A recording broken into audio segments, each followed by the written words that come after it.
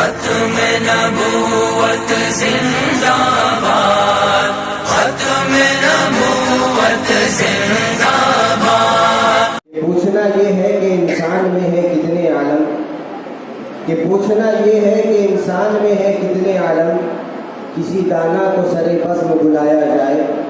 میں حضرت مولانا مفتی محمد اسماعیل قاسمی صاحب سے بصد ادب و احترام درخواست کرتا ہوں کہ آپ آئیں اور موقع کی مناسبت سے ہم تمام کو اپنے خطاب سے مستفید فرمائیں۔ سبحان اللہ، الحمدللہ، اللہ اکبر۔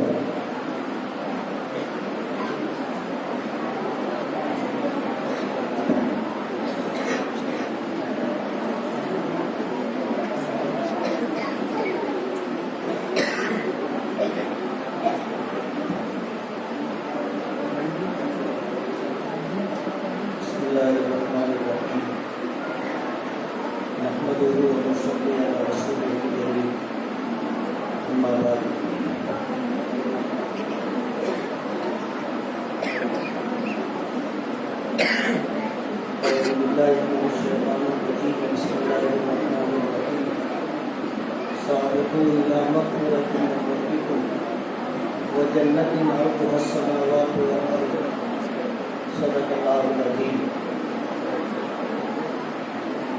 صدر محترم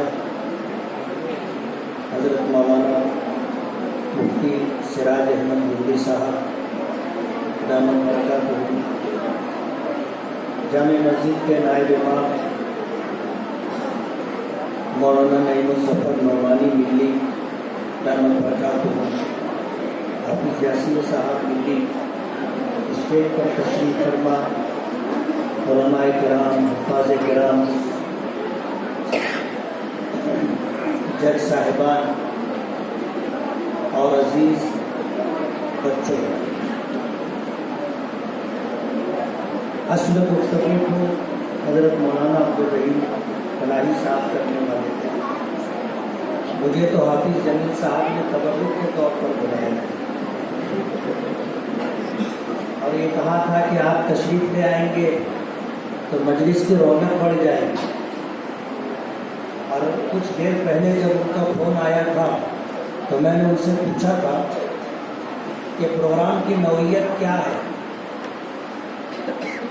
میرا نمبر کس وقت آئے گا، تو وہ کہنے لگے کہ آپ جلدی تشریف لے آئیں گے تو بچوں کی حوصلہ افزائی ہوگی۔ تو میں جلدی آ گیا اور آنے کے بعد الحمدللہ پروگرام میں شریک رہا۔ 1980 کی بات ہے تقریباً، حضرت مولانا غلام محمد وسطانی دامت برکاتہ نے گجرات چھوڑ کر کے مہاراشٹر کو اپنی خدمت کا میدان بنایا، اور مہاراشٹر کے بارڈر پر اکل کنواں نامی ایک چھوٹی سی بستی کو حضرت نے چنا تھا اور وہاں ایک ادارے کی بنیاد ڈالی اور کام کا آغاز کیا۔ اللہ جزائے خیر دے، قرآن کریم کی خدمت کے عنوان سے انہوں نے ہندوستان ہی نہیں، ہندوستان سے باہر بھی بہت سارے لوگوں کو ایک راستہ دیا، خدمت کرنے کا، کام کرنے کا ایک میدان عطا کیا، اور ہمارے بچوں میں جذبہ پیدا ہو اور قرآن کریم پڑھنے میں مہارت حاصل کریں، مضبوطی کے ساتھ قرآن کریم کی حفظ کی دولت انہیں نصیب ہو جائے، اس کے لیے انہوں نے مسابقے کا ایک سلسلہ شروع کیا۔ میں آپ کو یہ بتاتا چلوں کہ جب انہوں نے مسابقے کا سلسلہ شروع کیا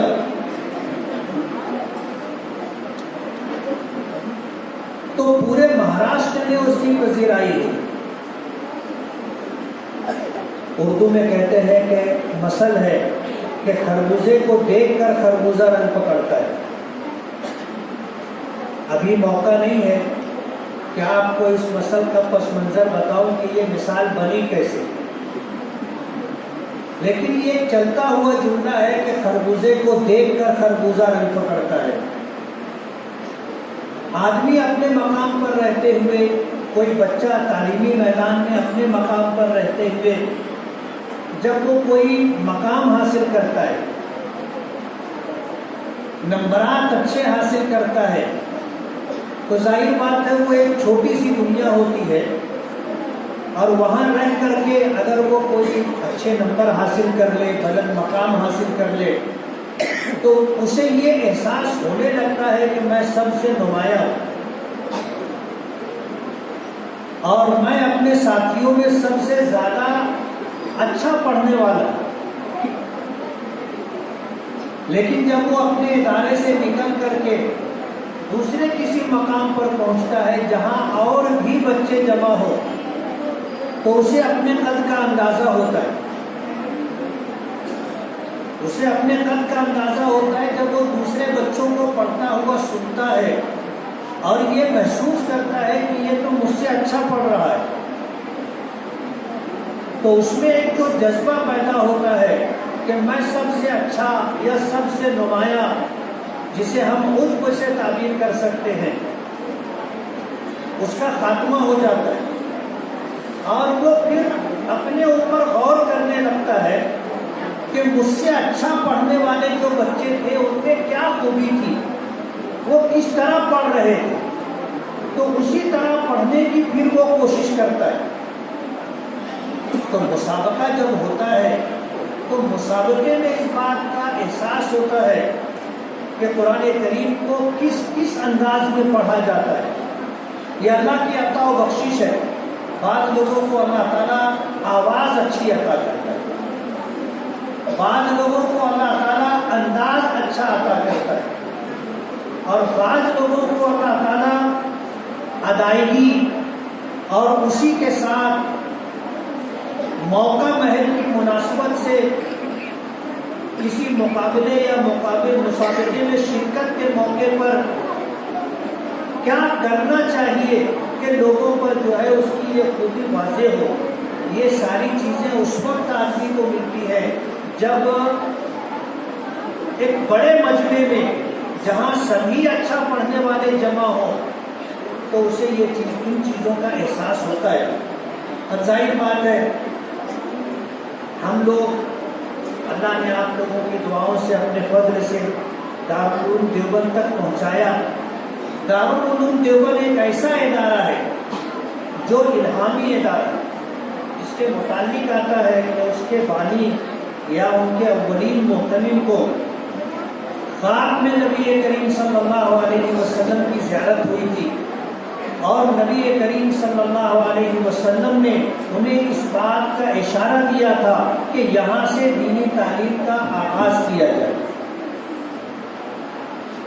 اور ایک چھڑی ہاتھ میں تھی جس سے انہوں نے، یعنی نبی کریم صلی اللہ علیہ وسلم نے لکیر کھینچ کر کے چوکٹا بنایا تھا بڑا سا کہ یہاں ایک ادارہ، ایک مدرسہ قائم کیا جائے، اور یہاں سے قرآن کریم کی، حدیث پاک کی اور دین کی تعلیم کا نظم کیا جائے۔ آنکھ کھلنے کے بعد جب صبح ہوئی تو جا کر کے دیکھا تو وہاں پر نشان پڑا ہوا تھا۔ یہ الہامی ادارہ ہے۔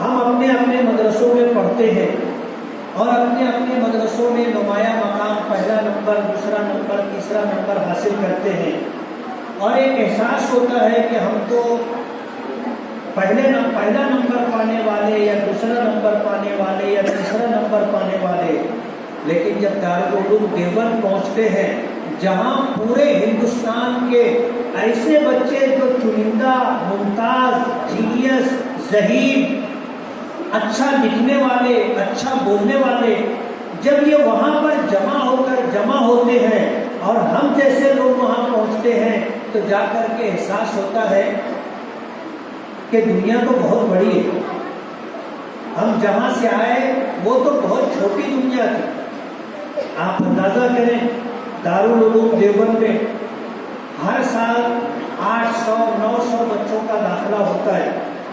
امتحان دینے کے لیے داخلے کے لیے جو خواہش مند طلبہ وہاں پہنچتے ہیں ان کی تعداد 12 سے 15 ہزار ہوتی ہے.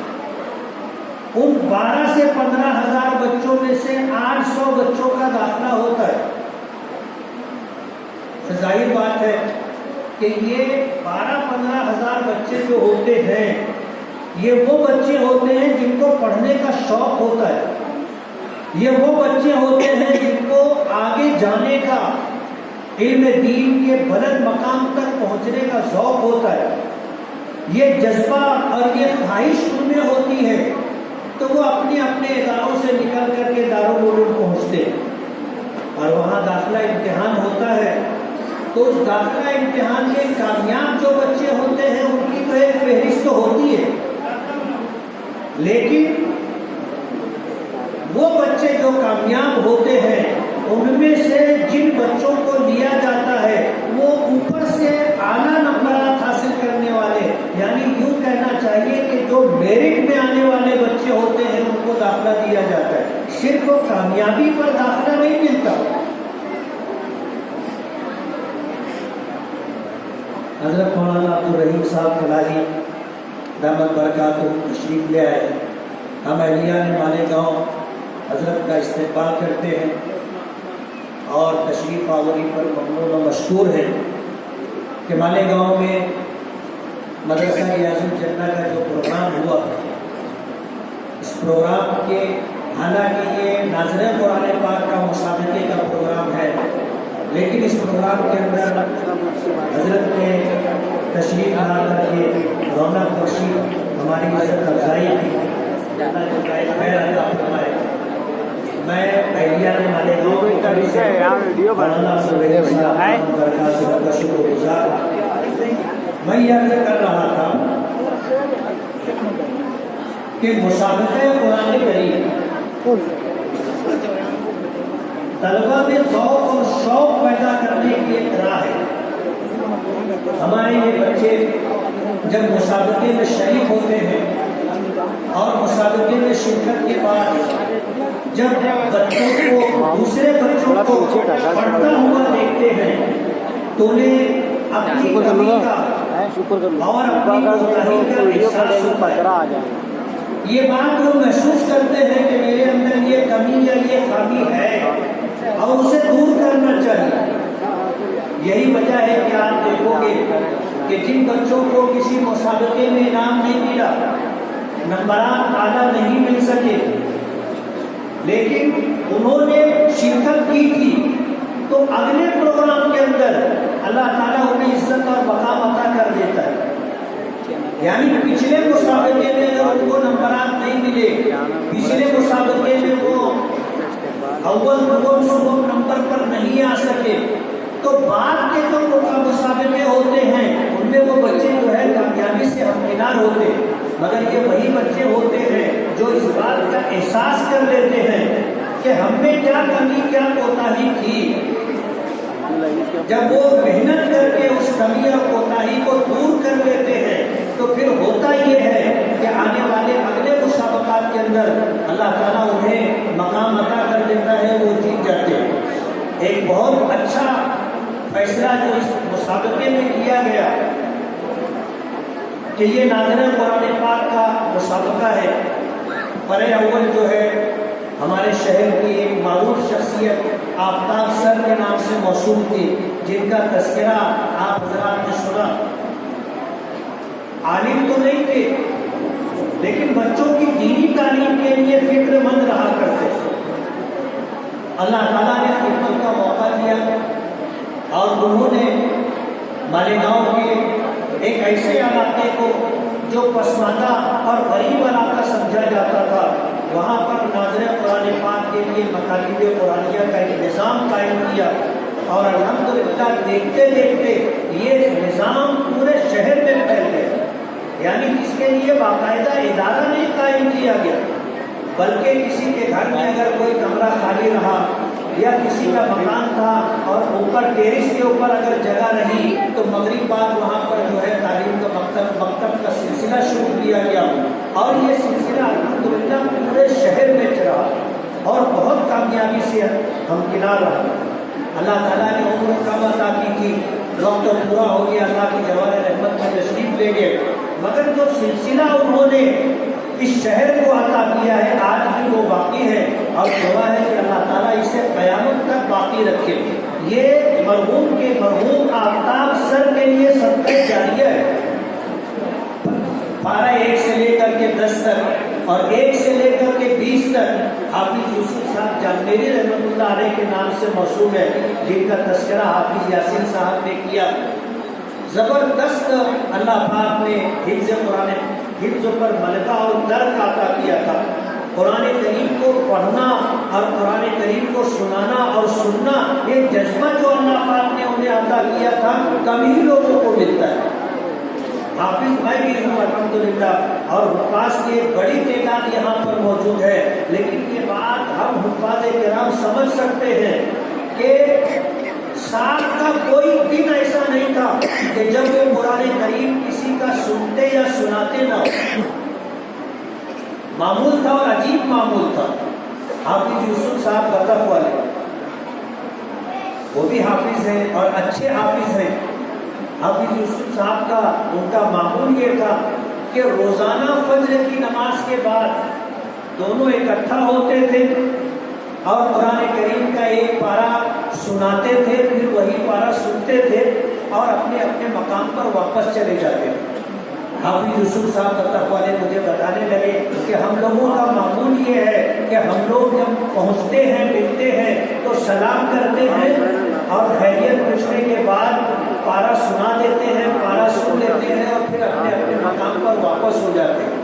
بس اتنا ہی، بیٹھ کر کے کوئی بات چیت نہیں ہوتی، صرف قرآن کریم کی نسبت سے جمع ہوتے ہیں اور سنتے ہیں اور سناتے ہیں اور چلے جاتے ہیں۔ یہ بات مجھے نہیں لگتا کہ شاید مالیگاؤں میں کسی کو اس بات کا جو ہے موقع ملا ہو کہ وہ سال کے 365 دن کا اپنا یہ معمول بنا کر کے رکھے ہوں۔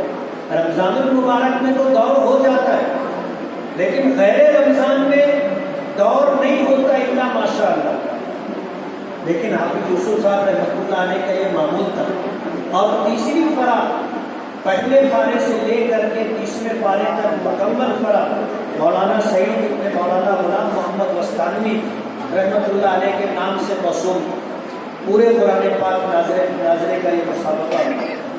مولانا کی جو خوبیاں تھی ابھی آپ نے سنی، اللہ تعالیٰ نے عمر کم عطا کی تھی، لیکن کثر نفسی، سادگی، اللہ والوں سے تعلق اور محبت، یہ جو اللہ پاک نے صفت عطا کی تھی کم ہی لوگوں کو ملتی۔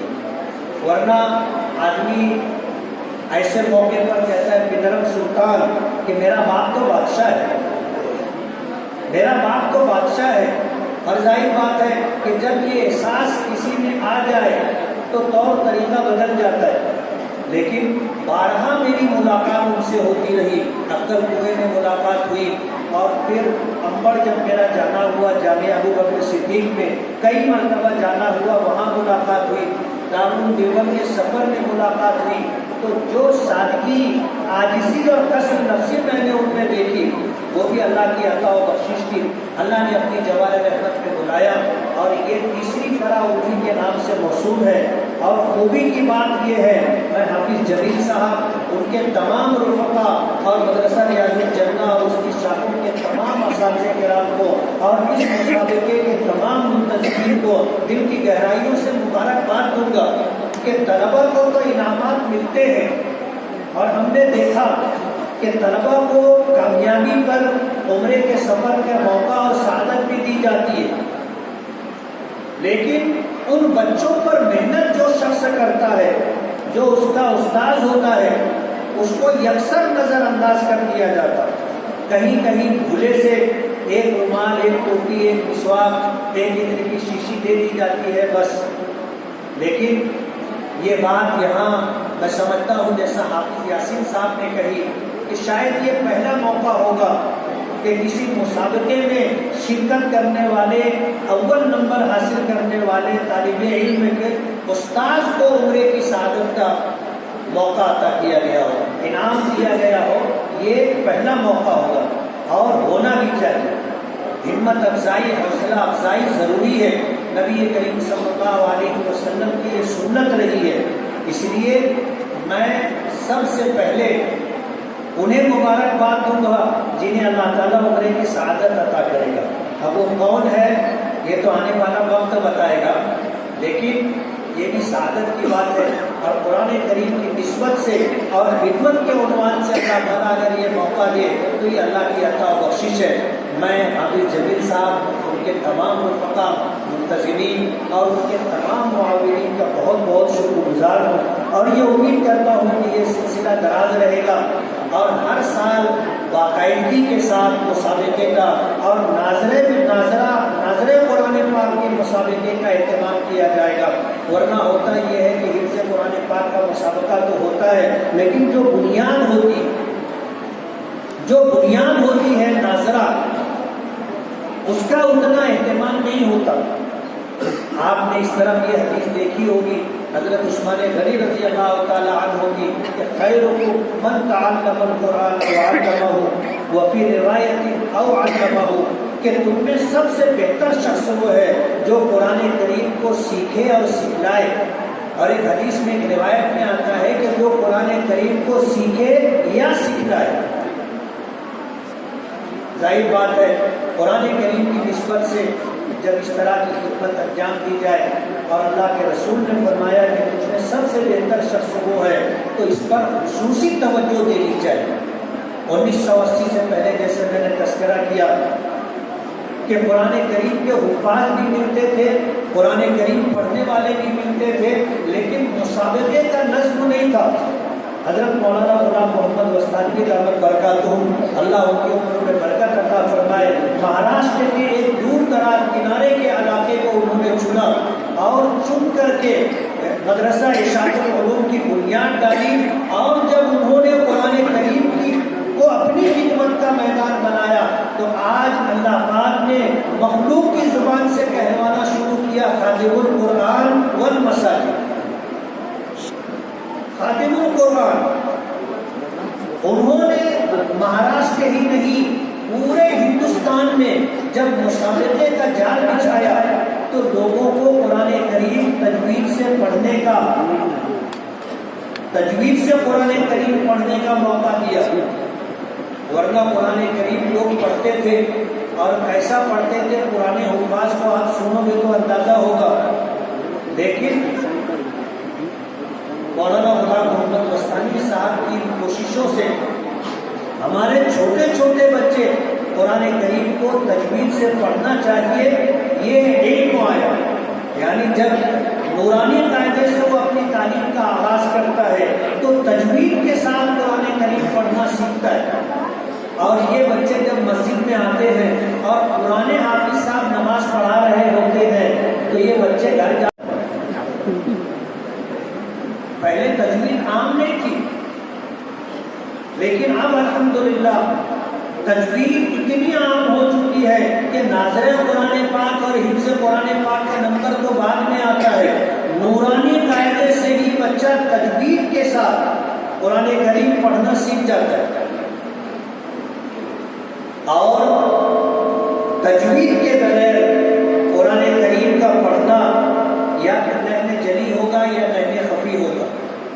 ظاہر بات ہے جب علم ہی نہیں ہے تو ہمیں اپنی غلطی کا احساس بھی نہیں ہوتا کہ میں پڑھ رہا ہوں تو مجھ سے کیا کیا غلطیاں ہو رہی ہیں.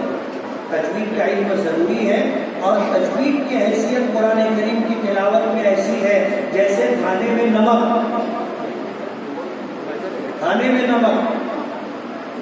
اب ظاہر بات ہے اگر کھانے میں نمک نہ ہو تو کھانا کیسا لگتا ہے آپ کو پتہ ہے. یا جو شوگر کے مریض ہوتے ہیں ان کو جب بغیر شکر کی چائے دی جاتی ہے تو ان کو پتہ چلتا ہے کہ شکر کیا ہوتا ہے. تو بغیر شکر کے نہ چائے میں مزہ ہے اور بغیر نمک کے نہ کھانے میں مزہ ہے اور بغیر تجوید کے قرآن کریم کی تلاوت میں بھی مزہ نہیں. اس لیے ناظرہ قرآن پاک بھی تجوید ہو اور اس کے لیے جیسے مسابقات کا انعقاد کیا جائے تو ہمارے بچوں کے اندر ذوق اور شوق پیدا ہوگا اور شروع سے ہی قرآن کریم اچھے سے اچھے انداز میں تجوید کے ساتھ قرآن پاک پڑھنے کی کوشش کی جائے گی۔ اللہ تعالیٰ ہماری ان کوششوں کو بار آور فرمائے اور ان جیسے مسابقات سے جو مقصد ہے اللہ ان مقاصد پہ ہمیں کامیابی عطا فرمائے۔ وآخر دعوانا الحمدللہ رب العالمین۔